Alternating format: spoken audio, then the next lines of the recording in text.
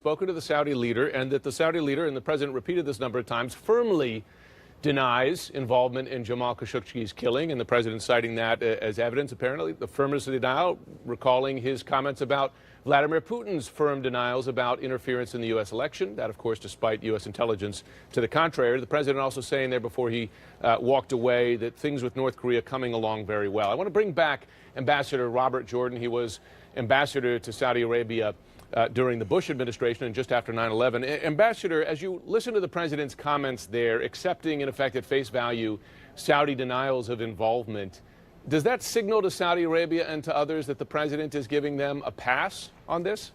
Well, I think you have to worry about that.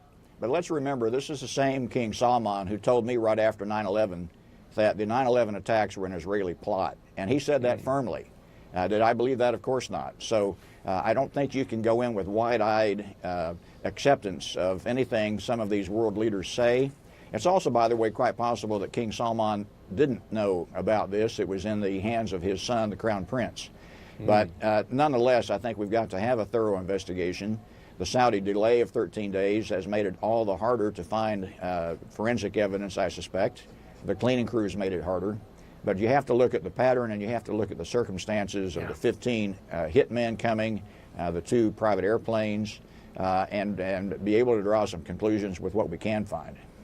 I mean, remarkable. It's why we speak to folks like you, Ambassador, that experience matters here. The idea that the Saudi king told you after 9/11 it was an Israeli plot. It's not something worth noting. I want to ask you this, because you, of course, in that role, you dealt with U.S. businesses who do a lot of work in Saudi Arabia, whether it's oil companies buying Saudi oil or defense contractors selling weapons to Saudi Arabia. The president has taken weapon sales off the table in effect, but yet he says there will be severe punishment if he concludes that Saudi Arabia is responsible for this. What penalty do you believe would conceivably change Saudi behavior that would have bite here, that would have teeth to have an effect?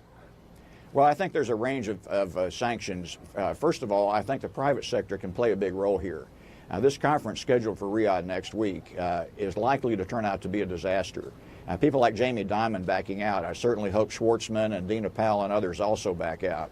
I think it's important for the Saudis to understand that their prestige on the international scene is at stake here, and that's very important to them. Number 2, I think we've got all sorts of repair parts, consulting and things of that nature with regard to many of our military programs with the Saudis that can be put on hold.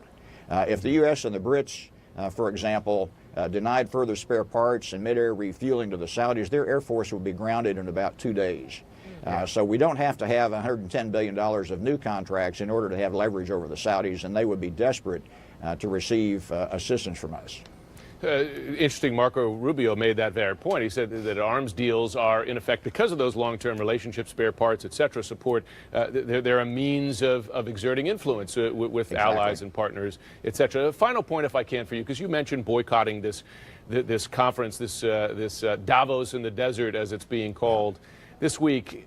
And a lot of folks are pulling out, but let's be frank, that's just a conference. You know, when it comes to cold, hard cash, will U.S. firms that make a lot of money in Saudi Arabia, including as part of the Crown Prince's new plan to diversify beyond oil, will they actually sacrifice profits for principle here?